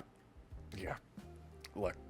Hurt Syndicate gets the win because the Demand won in their street fight that they had, I believe. Or the last match that they had. And you know what? All for it. Hurt Syndicate taking on the Ops. And what will probably be another fucking rip-roaring banger of hard-hitting wrestling action. Which is Wednesday this week, I believe. It was announced that they're doing it. Yeah. Hell yeah. Just good shit. Yeah, I'm expecting an all-out brawl. And I'm expecting for Samoa Joe to walk away from a move. Yeah. Probably... What will he walk away from the Hurt Suicide Syndicate? dive. Probably a suicide dive. That's kind of the standard. I could also see him walking away from Shelton doing like his rising knee in the corner. Oh yeah. And he just creams right into a turnbuckle. Or walking away from Bobby Lashley's spear. Oh God, you have to. You can't take that. It's too dangerous. You would die. Bobby Lashley's Kamehameha because he's going the anime route. He's going the anime route. He's like, I really enjoy Japanese culture, boys, and I want to tell you, I have learned how to do the Kamehameha in honor of their bespoken hero of Japan, Goku. Yeah, God, Bobby Lashley. Goku. I'm sorry, as they great. say in Japan, Goku-san. Or as he's also known from his Saiyan brethren, Kakarot. Kakarot, which I've been learning enough of the Japanese culture to know that is a playoff of carrot. Oh God. I'm sorry. I think it was Danielson last week on commentary who was like, I begged Bobby Lashley to take the week off from the gym and like eat some junk food just so the rest of us can have a shot to catch up to him. He's just a physical specimen that you can't believe. I believe that man has hit a point now where he could eat just junk food for a year and nothing would happen. Nothing would happen. He's worked out too much. Yeah, he's changed his genetics. Unless He literally, yeah, like his body's gonna push the candy out like sweat, and just whole gobstoppers will just pop out of his arms. Like his body would reject it. Yeah. He would eat a donut and chew it up and everything, but it would come out of his pores as one whole donut. Just powdered Anyone sugar. want this jelly filled? I didn't even have jelly in it when I ate it. I don't know where that came from. God, it's like a 3D printer. His body just metastasizes whole junk food. Oh God. Oh God, and he shits out little Dave Meltzers. Oh God. Speaking of Dave Meltzers, this one had his name all over it next. Mark Briscoe taking on Kyle Fletcher for the TNT Championship, and Jesus fucking Christ, these guys near about killed each other.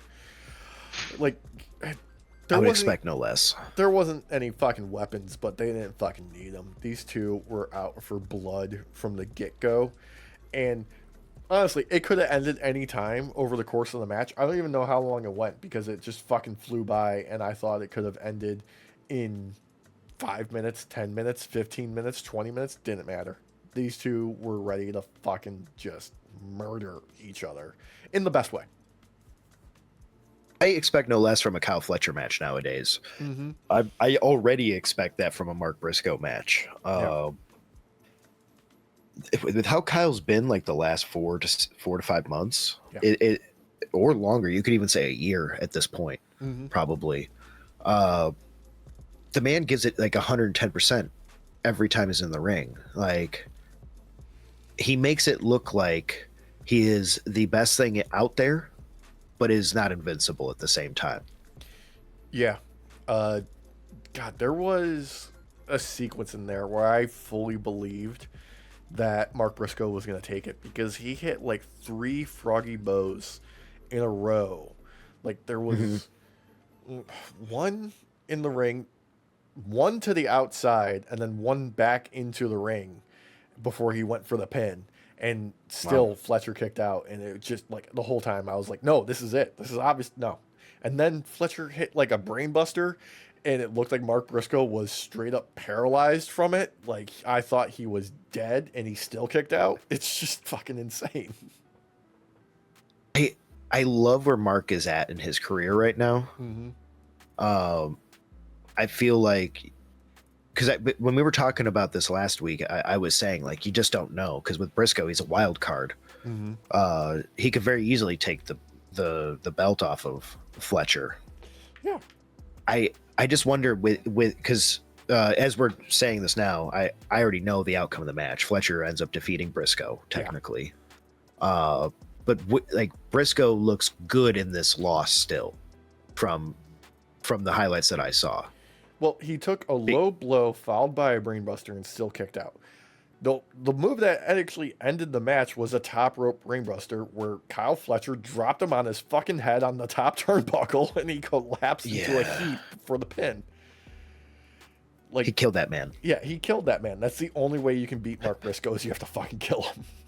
I mean, that's why MJF failed. Let's be real. MJF failed to go the extra mile. Yeah, I mean, he took some tacks to the gooch in the process, but still didn't get the win. Wait, was it Dahmer or Bundy that would put like needles into their gooch Albert and Fish. lost some? Albert Fish. Albert Fish, is that who Yes, it was? yeah. Okay.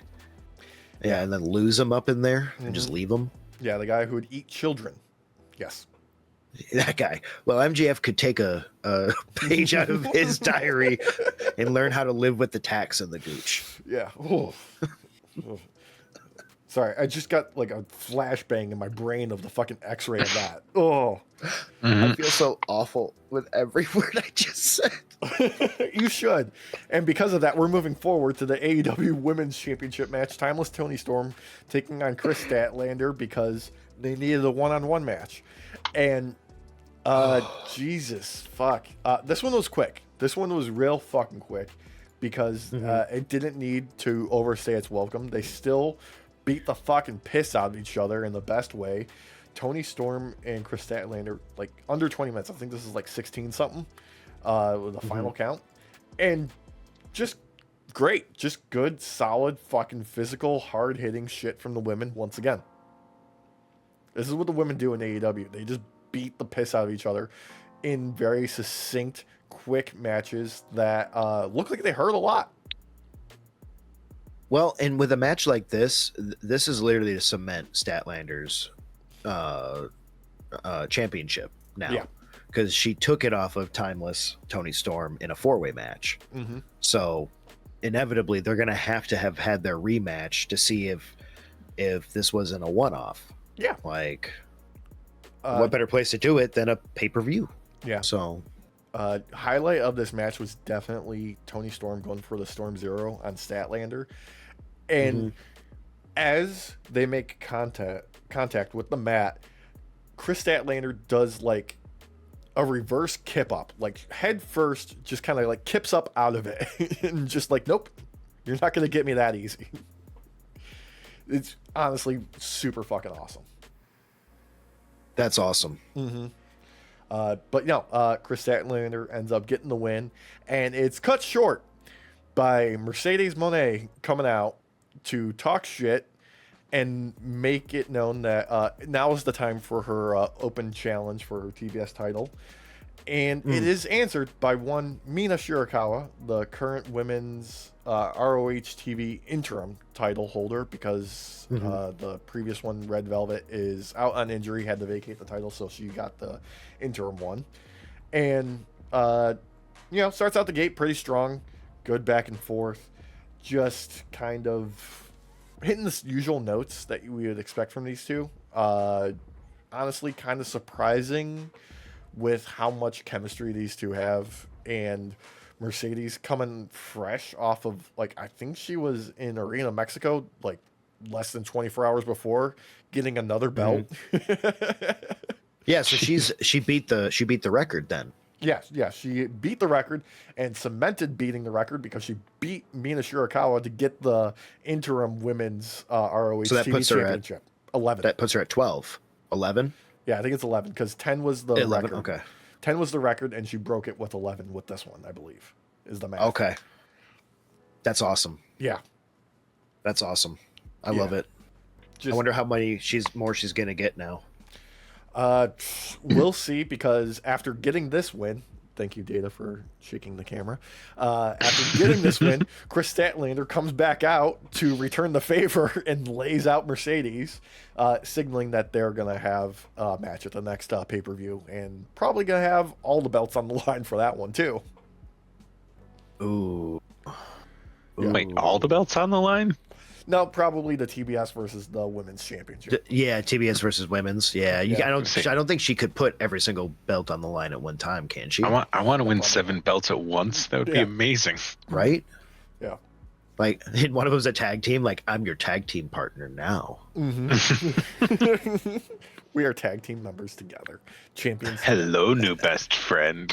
It would be like a throwback to when Kane and, at the time, Daniel Bryan were the tag team champions on Raw, I believe, and they would both be like, I am the tag team champion. He goes, no, I am the... you're both tag team champions together, guys. Like, no, I am the tag team champion. I'm the sole one. I'm the only one. I do this by myself. Yeah.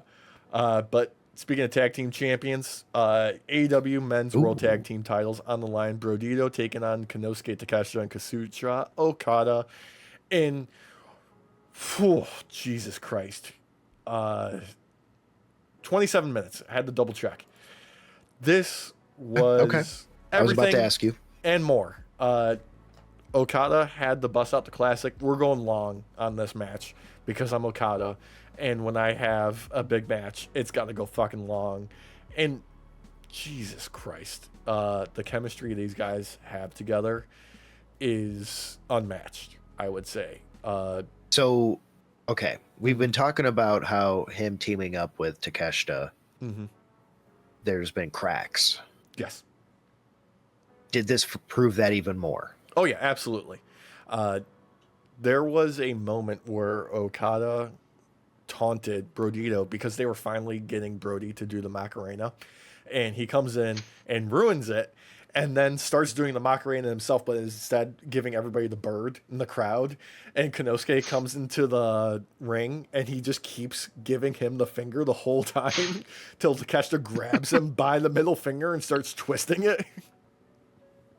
Okay. Yeah. All right. So they're going heavy now with it. Yeah, okay. Yeah. They're going super fucking heavy with it. Don Callis is on commentary for this match because of course he is, and is no selling them falling apart the whole time. But they still had, great fucking teamwork. There was, oh God, what did I'm trying to remember what Bandito went for. He went off the top rope and Okada drop kicked him out of mid-air in just the most insane moment of timing. It was fucking perfect. I would watch this match all over again, beginning to end, just for that fucking drop kick. It was so fucking pretty. Oh, hell yeah. Yeah. Also, key moment of the match, Bandito goes for the 21 plex, but Okada sneaks in to get another suplex onto them. So there's three of them stacked up on each other, only for Brody King to come in last and grab all of them and just suplex all four men. Oh my God. Yeah. He's done that prior too. Like, it's crazy when he can grab everyone and still do it. Yeah, he sold it beautifully too, because everybody hits the mat and he pops back up for a second and then gets dazed and falls flat on his ass again. Well, because all the blood had to rush to his feet so he could lift them. Yeah. He needed stabilization. Yeah. Look, signature tag team chaos in the best way, but perfectly executed. I really cannot put over how much fun this match was. For being as late in the show as it was, AEW has converted away from like the traditional sense of how you should book a wrestling show, WWE style, where strong opener, strong closer, and everything in the middle just kind of like is there. No. Yeah. AEW has said we are starting at a hot point and we are just going to keep building and building and building until we get to the main event. And it's working beautifully for them because it's keeping the crowd fucking engaged. I don't know how you don't kill the crowd, but St. Louis was here for everything on the night. Hey, I'm telling you, man, the way they run a show, yeah, it works for me, especially going to a show. Mm-hmm. There's just something about, even if it's just a regular Dynamite or Collision. Yeah. At no point do you feel that kind of like dip where you're like, oh, I can just get up and leave for 20 minutes and I won't miss anything. Like you're there the entire time. You're like, I can't walk away. I can't. Like, no better was that encapsulated by people rushing to the bathroom between this match and the next match, which was the AEW World Championship, Hangman taking on Samoa Joe. Because as both of them are making their entrance, you can see people running back to their seats. I mean, this is a match I'm still going to end up watching WrestleDream. Yeah. I just haven't had a chance to watch it yet because this is the match I was looking forward to the most. Yeah, like short build. I feel like Hangman is also in the same position as Cody in WWE, where he needs his like championship run defining feud. This isn't going to be it, or it could be, because fuck yes, Samoa Joe in peak form and Hangman Page just fucking brought it to him.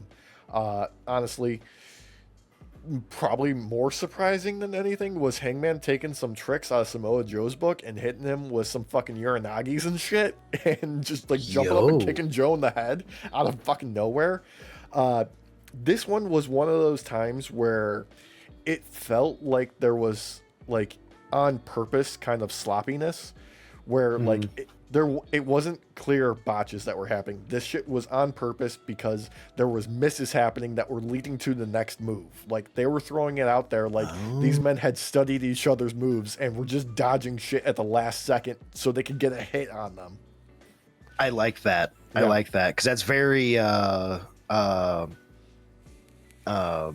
Goku versus Tien Shinhan. Yeah. I like that. Yeah, it felt like a kind of like a cold callback to Stone Cold's old days, where it felt like a bit more like a brawl than a wrestling match. I'm here for that because Yeah. it in some ways, especially with these two, with the way that they both wrestle, you would expect it to be more of a brawl than some sort of technical match. Yeah, and Jesus, Hangman putting over Joe in a big way on getting the win, because he had to take him down with 3 buckshot lariats back to back, because Joe was still standing after the first 2. What? Yeah, he laid them in thick too, and Joe was still standing, so he hit him with a 3rd one to finally get the fucking win. Walsh, do you know what the buckshot lariat is? You've Nope. sine it before. Okay, You've seen it You've done technically before seen it. poorly by Logan so he Paul. does he does a flip over the top rope. Yeah. By using the rope to snapshot himself over it, and he lands on his feet and does a clothesline. Yeah, just carries the momentum forward into it, just throwing your whole body into it. Yeah. Okay. So, okay, don't get me wrong. Samoa Joe is like a fucking tree when he's standing. It's Yeah, very he's a hard to tank. put him down.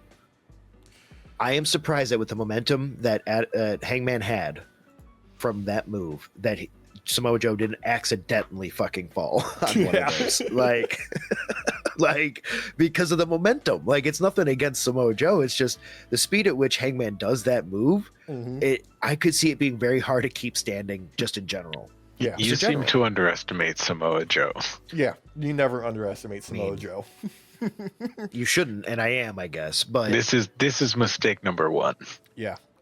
Oh God. I don't expect to ever have a good rivalry with Samoa Joe because I would lose. Yeah. There's a reason his signature chant is "Joe's gonna kill you." There's a good reason why I have picked a rival that is both not an AEW and is The Miz. I can handle The Miz. I know that. Fucking a wet paper bag can handle the Miz. Well, you know what? Carmelo Hayes did technically do that same exact thing, and he is a wet paper bag. So Look. Oh God. Yeah. No. This is just pure good fucking drag out brawling wrestling in a good way. Hangman excels at this. Him and Joe have great chemistry. After the match, Hangman gets up, goes to shake Joe's hand. The ops come out to kind of like, settle things and, pick up Samoa Joe because he just took 3 buckshots to the fucking dome. And in a moment of Samoa Joe being the petty bitch that he is, immediately signals that the turn's happened. It's cemented. He's not taking this shit lying down, and they just start beating the piss out of Hangman with nobody coming to save him at all, and really, cements it by putting Hangman Page on the top rope, gets him up for the muscle buster, and drops him on his fucking head in the center of the ring on top of the AEW fucking men's championship belt. oh, okay. So this rivalry's not over. Yeah. Just Jesus Christ. Joe being the most sadistic motherfucker. There is a shot after he drops Hangman with the muscle buster where he just looks straight down the barrel of the lens like the fucking Stanley Kubrick stare, and he just looks like the most evil bastard on the planet for a half a second. You get legitimately terrified of him. I love it. Yeah. You forget that the ops are technically not faces sometimes, or Technically, I no. do. Yeah. they kind of ride that middle ground more towards heel. And this is a reminder right here. Yeah, and really sets up where the stakes lie with the Trios Championship of the Ops being on the line against the Hurt Syndicate, setting up beautifully for like, okay, no, the crowd should be cheering for the Hurt Syndicate in this instance because the Ops are gonna be fucking bastards. Yeah, especially Samoa Joe. So there's gonna be meat slapping the whole time. Oh, we're gonna get some meat chants with fucking big ass fucking powerhouse Hobbs in there against Bobby Lashley, just trying to out muscle each other. I hope we get a meat chant with Shibata. And he goes to do the same thing and they bounces off of everyone. Oh my god, dude. I can't wait to see Shelton Benjamin super kick the fuck out of some people. Oh my god. Dude. He's gonna play with Shibata's body like it's like a dog toy. He's just gonna whip him around. Yeah. Oh god. I love it. That's not the end of the show because we got one more match. Darby Allin, Jon Moxley in an I Quit match, coming off probably the most polarizing vignette on last week's Dynamite, with the two of them meeting in a prison, basically, between the glass. That's great. Yeah, that's well great. shot, well acted. Just felt a little out of place, so I'm kind of here for it. That's fun. Yeah, Moxley coming out in very traditional style, only having Marina Shafir at his side. The rest of the Death Riders nowhere to be seen, opening up this match. As well, you know, they're somewhere in the building and will make an appearance later on. They're waiting for their of moment. course. Yeah. Darby coming out with a JanSport, so you know it's filled with some shenanigans, that he's got some toys planned. And this was not a match. This was two men attempting to torture each other in the effort to try and get them to say I quit. Really took a turn with Mox wrapping Darby's chain around his fist and looked like he attempted to break his fucking jaw and make it impossible for him to utter the words I quit. Like, He's like, Mox is like, the joke's on you. I never want this match to end. yeah. No. There was a This is moment my heaven.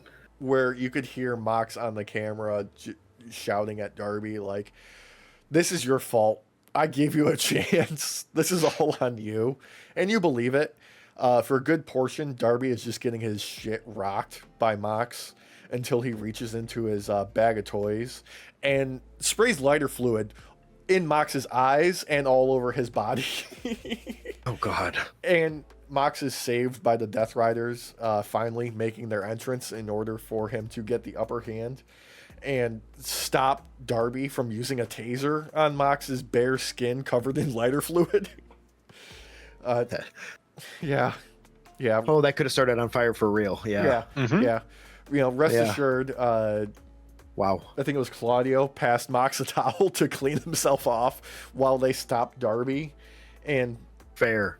God, I didn't know Darby had wings, because Claudio picks him up military press style and just launches him running out of the ring through the announce table, and then they put him through some more tables, and then there was, I don't know where it came from. I think it came from under the ring, but they grabbed a fish tank and filled it up with water so Mox could attempt to drown Darby in the middle of the ring. Wait, they took like 20 minutes to fill up a fish tank? No, they didn't. They had, like, you know, the old school like Gatorade things that you'd see on the side of like a football field. And Yeah, they you was, just like, push the button in. Yeah. You just push the button Yeah, in and yeah. you get your little cup. You get your little cup. They ripped the tops off of those and dumped them into the fish tank. Oh. Yeah. I was hoping they used the actual thing. And just hold on 1 second, guys. Yeah. Hang on, I gotta wheel the hose out here. Yeah. All right, turn it on. But in between That's murder. waterboardings, yes, no, there was "This is murder" chants That's throughout this murder. match. Oh, God. Yeah. Well, yeah, because this was murder. Yeah. But in between waterboardings, the lights go out, and you see the phones Wait. pop up. And Wait. Yeah, Derek. The lights come back on, and Old Man Sting is here to save Darby's ass. Yeah. Yo! Yeah. Yo, when you said the lights turned off, I was like, wait a second. Mm-hmm. Wait a second. No. I thought, okay, I'm not going to lie to you. I thought it'd be an homage to Sting. Actual Sting. Actual old man, white-haired, bearded Sting is back, and he chases off the ops with his trademark baseball bat, gives a couple of smacks, destroys the fish tank with his bat, and then Beautiful. tosses it to Darby and makes his exit to let Darby finish it by basically pummeling Mox's knees with a baseball bat and locking him in in the Scorpion Deathlock to get Mox to finally quit. Oh my God. Darby Allin was able to do it. It just took a Sting and a baseball bat. And loads of weapons. I skipped over Mox getting choked out with an AEW flag and Darby getting fucking lashed with his own belts, but there was this was attempted murder across the board. So Sting is not back though. That was just more of a help the storyline. Deal. It sounds like. Yeah, this was just to help to get Darby to win and give him a baseball bat so he could win. I'm good with that though, because you should never ever forget that there's always a chance, no matter what federation you are watching, no matter where you are in general too, even Sting can always show up. Yeah. He can be anywhere in any rafters at any point in time. He lives in between timelines. I was living in that paradoxical world that all the Batman villains lived in between the Dark Knight and the Dark Knight Rises, where there was no Batman and you forgot about it, and then the Batman showed up. Oh God, he's just got that effect on Gotham where like every 2-bit criminal, like, oh, Batman's here. Let me, I don't know, paint my face and start fist fighting him. You know, it wasn't until Batman showed up that I actually thought about like stealing more than just TVs from, the local shop. Then I started thinking big, like, why don't I steal radioactive material and poison the water supply? Yeah. Yeah. Like a bigwig corporatist. Yeah. Oh God. I already am balding enough to be able to be a Superman villain, I think. Yeah, you just need your own gimmick. No, I need billions of dollars. That's what I need. Yeah, that's true. That's what you need. That's what you need. That's a good gimmick. That is a great one. Oh God. Oh. But yeah, no. Darby getting the win. Right call. Finally. Maybe this is the downfall of the Death Riders for good. Maybe it's not. But it is keeping in Mox's character of the second he no longer has any backup, he becomes a massive fucking glass cannon. Yeah. Oh. I'm noticing that that's still a thing. Yeah, I'm also happy forgot with that though. a key moment that I literally had to watch through my fingers. Trigger warning for anyone who hasn't watched WrestleDream yet, and particularly Derek who hasn't. When you see Marina Shafir go under the ring and pull out the wood skewers, that's your signal to be prepared to look away because Darby gets them shoved underneath his fingernails. Oh. Yeah. Oh. That made my fingers hurt real bad. Yeah. Just like when you watched Daredevil, was it the second season? Yeah. Oh, fudge. Okay. All right. I wasn't ready for that. I'm ready now. Yeah. I just took psychic damage. For real. Oh, God. But yeah. I love it. I can't wait to watch WrestleDream. Yeah, it's good shit. And post-show, they did, their usual, like, press conference stuff. And it seems like Tony Khan was asked the question of whether they're ever going to bring a pay-per-view to his hometown. So we might get a show in Champaign, Illinois. Hey. Yeah. They should. It's called Champagne, so they should do a New Year's thing. Yeah. Maybe tie it in with World's End.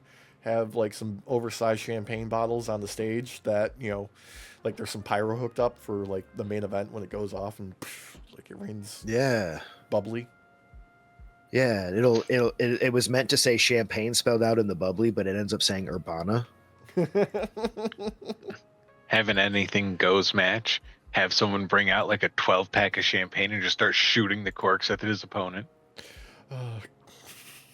He's That would got be Jericho. like That would be Jericho. It would be fucking Jericho. That would bring Jericho back to AEW. Oh my God, that's what would happen, because he had that whole thing where he had a little bit of the bubbly, and like he started selling champagne called a little bit of the bubbly. Yeah, I forgot about that. God damn it. Yeah. I feel like that's gonna have the screw-on cap and not a cork, though.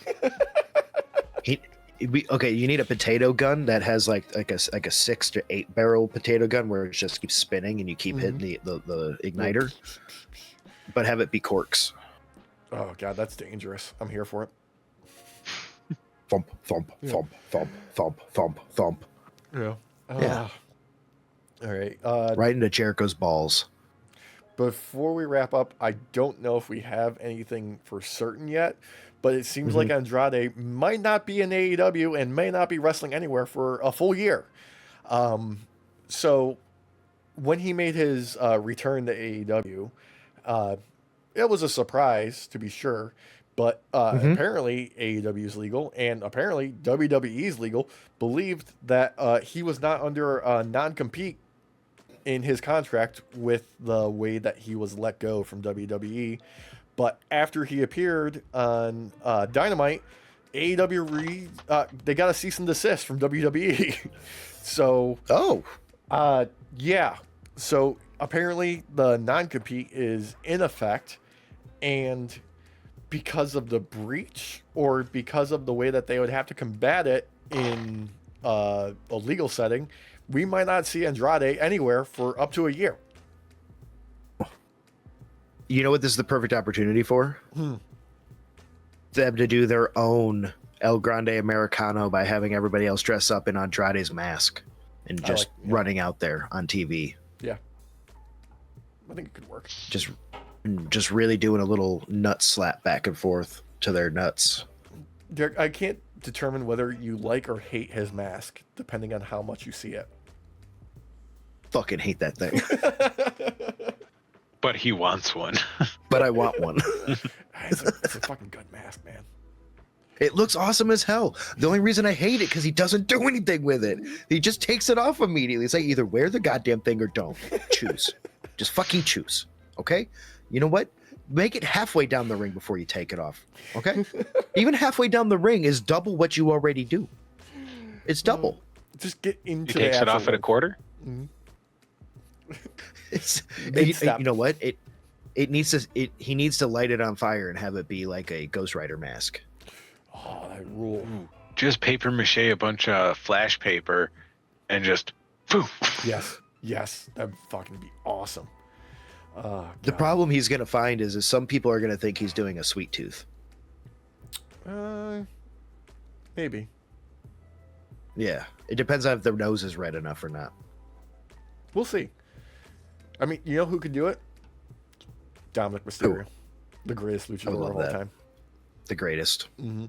King of the luchadors. King of the luchadors. Yeah. And rumor mill is circulating that coming up on one of John Cena's last days will be him challenging Dom for the IC title. I'm here for it. Yeah. So is Dom, too. He said he'd be happy to take on that old man and put the final nail in his coffin. Well, you know what? He could cheat his way to an earlier retirement than Cena expected. Mm-hmm. Oh, God. I would love it. Yeah.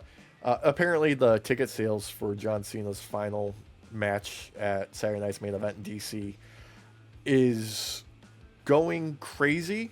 Apparently, requests for tickets have tripled the capacity for the venue.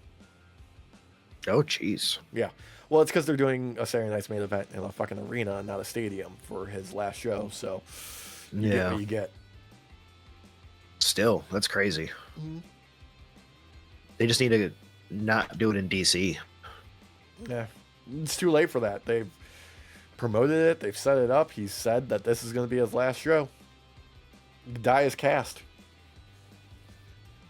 And he rolled a natural one, boys. Mm-hmm. And like everything else in his final run, it's a goddamn disappointment. No. There was one point that was really good, and that was when he started trying again. Oh yeah. Wait. Okay, so the high points of his final run, the Cody rematch, the Sami Zayn U.S. title match, and That was where he started trying. Yeah, and the AJ Styles match, right? Yes. Yep.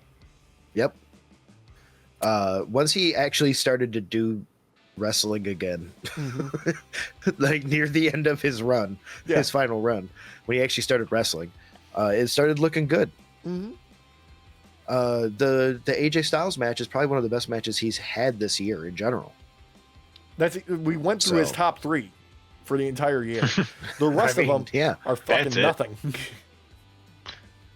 You could tell me there weren't other ones. I'd be like, there probably weren't. No.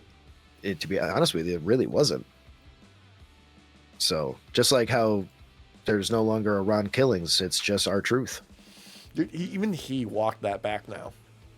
Yep, I know. I saw that. He's like, it was selfish. Like, no, it fucking wasn't. It was the right move. It was fucking great, dude. They should have kept it up. It was the perfect timing. Goddamn. I know. Oh, speaking of perfect timing, world famous mathematician Scott Steiner had this to say after the closing segment of Raw. So let me break it down for all you dummies that don't understand what happened. You take Seth Rollins, the so-called visionary, and you put him in the ring with Braun Breaker, a genetic freak. But what Seth didn't calculate was the betrayal quotient. Now let's do the math. Seth thought he had 100% survival of Braun on his side, but what he didn't know is Braun's got a 63 2/3% loyalty when you factor in the family bloodlines, and the other 33 and the third percent is pure rage. So now Seth's sitting there asking why. I'll tell you why. Because Braun Breaker's not there to play backup. He's there to take over. He's the dogface destroyer, and now the leash is off. So Seth, you took your eyes off the math. You had 141 2/3% chance of getting betrayed, and now you're just another statistic in the Steiner equation of pain. I don't like that he's leaning into us, but it works for me. I know it's fucking. You know, it's another level up, but I really want him to start bringing in like imaginary numbers and pi and. If you divide this by I, Yeah.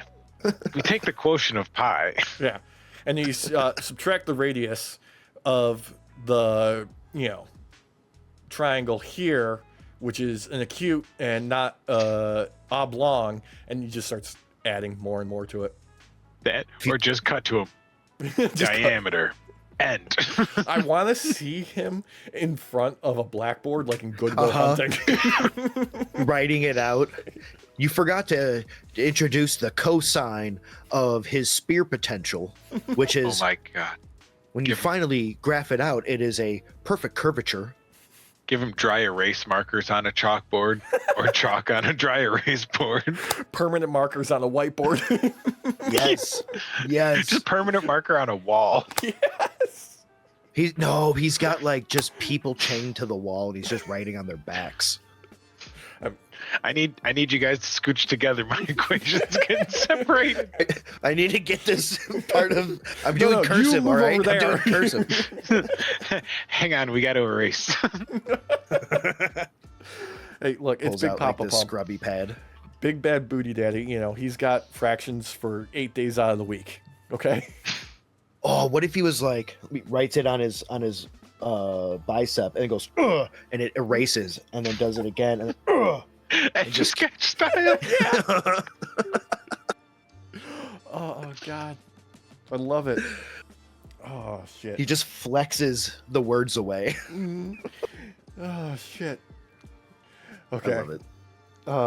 That's gonna do it for us this week. Thank you so much for joining us. Remember, like, comment, share, subscribe, do all engagement, hit all the buttons, hit the links in the description below for our Discord, our subreddit, our merch store where you can find fantastic merch like Derek's wearing right now or like I'm wearing right now. There might be some spooky stuff coming into the store just in time for Halloween. Ooh, spoopy. Only thing left to do is say goodnight to the folks. Good night, everybody. Buenas noches, night shift. Yeah. Bam. Oh, and fuck Dustin Rhodes. Yeah.